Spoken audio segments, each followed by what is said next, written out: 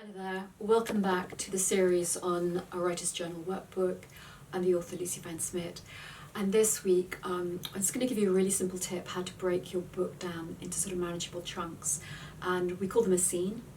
And the thing that is brilliant about writing in scenes is it's kind of a manageable goal. You know, you could think, oh, I've got an hour, I've got 30 minutes, I'll write one scene about a character going to a shop. There's two principles on writing a scene that's really helpful to think about with your writing. One is a scene is an event, something must happen. And the other thing to think about is the scene unfolds in present time. This doesn't mean present tense, because you'll often be writing in the past tense, but as you describe the scene, describe what is happening to the characters and their dialogue as if it's unfolding in that moment. The advantage of this is it stops your brain going off and putting too many ingredients into your story. So you're just going to think of a scene, keep it quite sort of short, maybe think of it like 1,000, 1,500 words, and just think it's an event. So, for example, a very simple, and it's a very famous storyline that was used on EastEnders, is a hunt for a hairbrush. A hairbrush was borrowed without being permission asked for.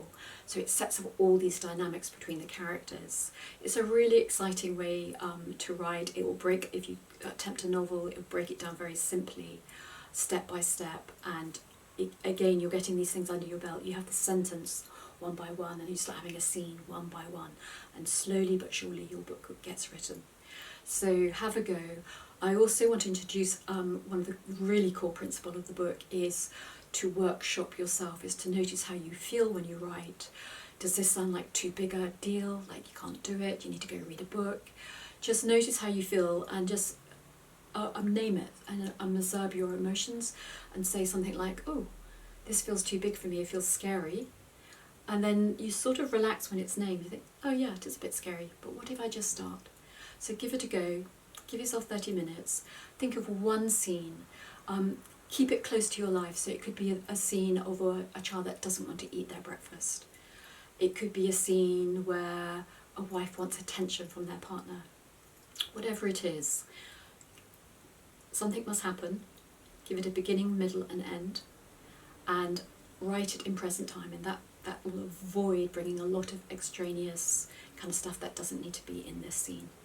So give it a go, and then afterwards just take a moment to think, how hard was that to write? How did you feel?